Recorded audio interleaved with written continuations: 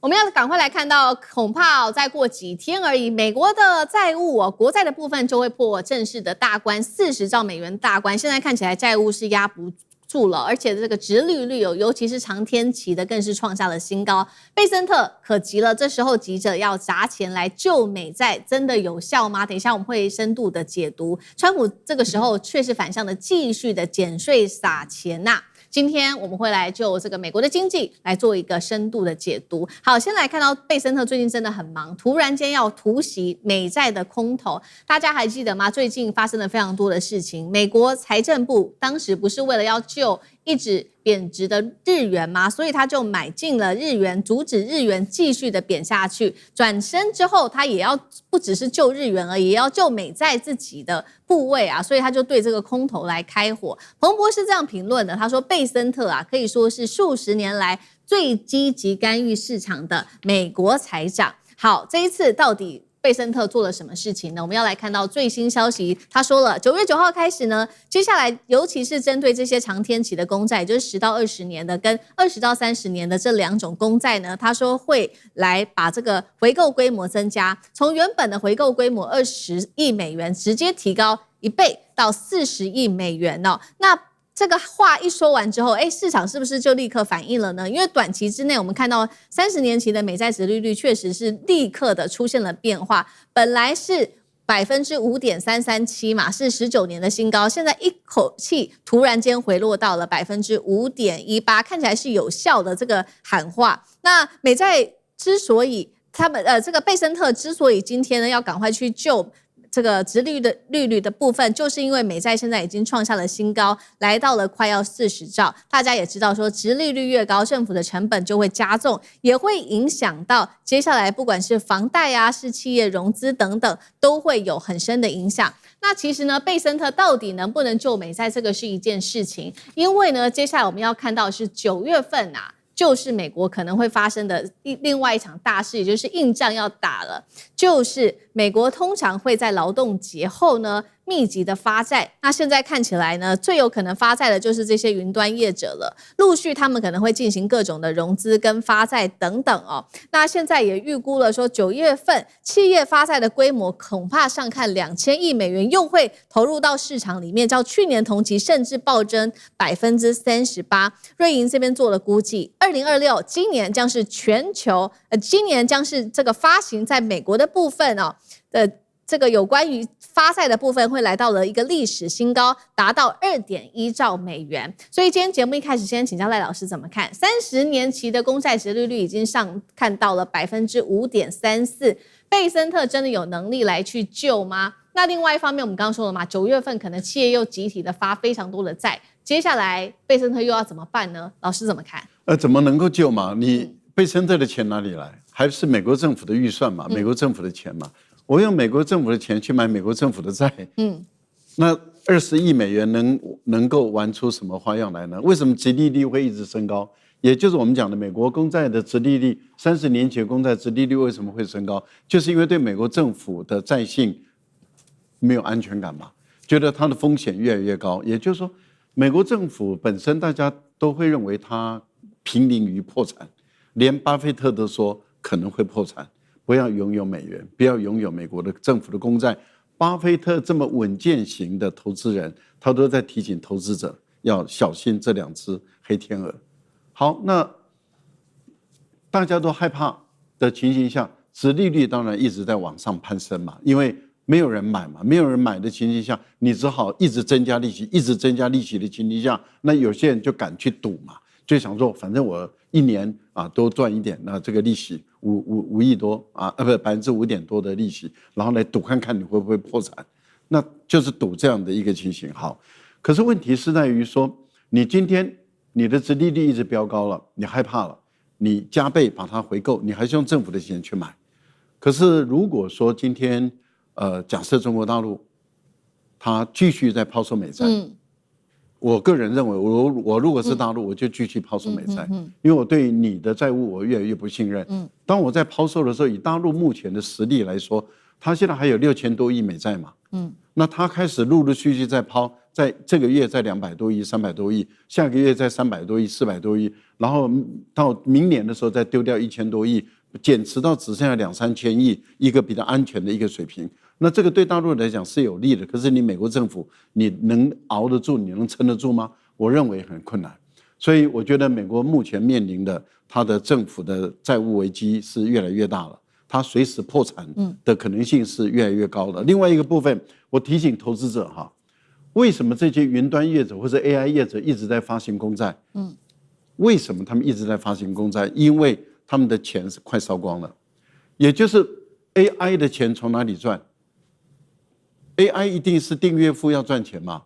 那也就是說，如果它本身燒掉的錢跟收入的錢不平衡了，它一直在借錢在支撐它。而他的收入越來越不出來的時候，他遲早就會崩潰了，遲早就有問題。因為等到他的銀彈燒光了以後，他還是賺不到錢，就是破產嘛。所以我倒覺得 AI 業者的危險是越來越高了。現在黃仁勳為什麼要變成一個 AI 的金融業者？黃仁勳現在變成 AI 的金融業。因為黃仁勳也知道啊，如果 AI 開始一家一家倒的時候，他就倒了嘛。他清楚得很啊。他起來的快，也下的也很快啊，所以他現在事實上就變成是一個救世主啊，看我能不能把這個 AI 救住，讓他們不要倒。可是問題是，如果骨牌開始出現了，那也就是這個銀彈燒光的這些 AI 公司開始一家一家倒的時候，其實就是黃仁勳的危機就來了，而且美國的 AI 的危機，還有投資者的危機，到時候血本無歸都拿不回來的可能性就越來越高了。好，這個是我們現在看到眼前哦最嚴重的問題，就是美債的問題，還有非常高的一個殖利率的問題哦，所以到底要不要升息，接下來也考驗着美國政府的態度。那其實我們也看到，除了美債問題之外，美國的這個高通膨，還有現在的這個就業市場正在降溫，又是另外一個問題。首先，我們來看到就業市場的部分，美國最新公布的這個7月份非農就業減少了2.3萬人，那5、6月的就業數據又下修了10萬人左右，勞動參與率現在降到只剩下60%左右，是2021年以來最新的一個低點。物價則是持續的上漲哦，能源價格年增幅15%，汽油上看到了26%左右。聯準會到底要不要降息？這一件事情也會特別受關注哦，因為可能會刺激通膨，但是又會推升長債的殖利率。楊老師怎麼看？首先，這一題的回答也剛好回應剛才第一題，美國跟伊朗的消耗戰誰能撐得比較久？那這一題的關鍵就是現在美國還能撐多久？美國基本上這是有一個我們國際關係的一個概念呢，叫做帝國過度擴張 （Imperial Overstretch）。那你就說你在伸展身體的時候，你 overstretch 的時候過度擴張，你到後來你的血管末梢就不通了，那你就從血管末梢開始在凍結。那現在不只是血管末梢，你看到的伊朗戰爭當中，這裡面呈現的血管末梢，也就是它的駐軍、它的軍事能力以及它的外交威望。那可是現在已經到核心來了，到了心臟部位來了，就是美國的整個金融、它的經濟跟債務的這個情況。那特別你看，現在10年期的就是美債的殖利率啊，現在已經來到4.75%。10年期非常重要，因為美國的房貸很多都是以看美國10年期的長債的這個殖利率為指標。是，當它如果破5的時候，就非常嚴重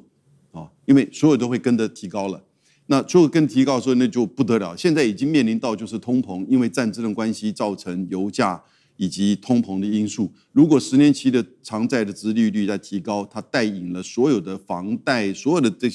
這個利率都提高的時候，那不得了，很多人根本就付不出來了。那可是現在市場上針對375個就是市場上美國的市場上去做民調，你認為到今年年底10年期美國長債的殖利率會不會破5%？ 2/3人回答會。就集體悲觀。是哦，那為什麼會這個樣子？所以就解釋說，這個為什麼財政部要去這個購買美國的中長期的債務，10年、20年到這個30年。可是市場上認為這個根本就適得其反啊，因為你反而造成大家對你的長期美債的這種不具信心。那同時，你降息的可能性現在越來越低了再加上更嚴重的問題是，剛才賴老師提到的 AI 企業在發他們的企業債啊，你知道現在發了多少？1.5兆美元呢？1.5兆美元是美國大概除了國家持有之外，在民間所持有的中長期債務的1/4，所以這個呈現什麼東西 ？AI 企業跟美國相互在搶錢，希望大家來去買 AI 企業，希望大家買 AI 債企業債。美國呢，希望大家不要拋售這個美國的中長期國債，希望你買更多。那但現在看到中長期國債就不斷的出現拋售的情況，美國甚至禁止日本拋售，去幫日本的這個日元貶值去幫一個忙，結果1個禮拜效應，現在又回到超過160了。我最近趕快再匯款。所以呢，你就看到，就是現在不只是 AI， 那你現在如果比較，你如果有一筆錢，你要投在美國的 AI 企業，還是要投在美國的國債？如果你只能2選1的話，那當然是 AI 企業啊，AI 企業還有未來啊，還有未來，因為它 AI， 美國的 AI 不只是只有美國，還有中國的 AI， 還有全世界的 AI， 它這個產業其實是有未來，你只不過是現在碰風的太大，可是美國的國債還有未來嗎？那我就不知道，這個問號就畫很大。但是呢，那個關鍵詞就回答各位：帝國過度擴張，就會產生很多連鎖的影響。好，現在是這個國債哦，已經攀高到一個快40兆美元的大關，還有這個長天期的殖利率也不斷的攀升，影響的剛剛老師也幫我們特別提到了嘛，小老百姓現在房貸壓力越來越大，還有當然了，包括了整個商家、小店家、企業的融資成本也會增加。但是我們現在看起來是小老百姓過得很苦，但是呢，在川普任內裡面的這些內閣官員啊，他們身家越來越富有哦。看到最新的一個數據顯示，川普第2任期57名官員身家超過1億美元，是前3任政府總和的4倍以上。要知道，這23名的內閣成員當中，有8人是億萬富豪等級的俱樂部的人，手中握有非常多的股票、債券、企業的資產等等。最新民調有70%的受訪者認為，川普的私人商業利益會影響到他的總統決策，他們都認為是非常正相關的。李將軍怎麼看？當然有一句話叫做这個路有凍死骨，朱門酒肉臭。那美國現在正呈現的正是如此。但是對美國一般的中低下的民眾來講的話，這個悲哀不止遠遠如此，因為這個富豪們正掌握了整個國家的機器。你知道，這個美國這些富豪他賺錢啊，包括到川普，他是雙引擎啊。我們知道什麼叫雙引擎呢？第一個引擎用錢去賺錢是最快的，用錢去賺錢，那你這個錢不管是投入這個所有的股票啊，或者是房地產。像川普來講，還加比特幣哈，當你投入這些，當然你的這種賺錢機會，速度就會更快。但是更可怕的是，另外還有一個加速度的引擎哈，就是這些人掌握了所有的政策，那所以說他們的這種滾雪球般的賺錢速度更是可怕哈。那我將美國的這幾個這種富豪跟大家講一下，你就知道差別在什麼地方。這個貝森特哈，他的這種淨資產有將近5到7億這麼多美金哦，美金哦。另外來講，商務部長魯特尼克跟他的教育部長麥克馬洪有33億這麼多然後赫格塞斯也將近快要2億美金的淨資產。所以最多的其實是馬斯克了但是他原來是效率部長，也是算是他內閣的成員之一，但是他現在已經退出了。他是世界的首富，更可怕，他是多少錢？8600億那當然。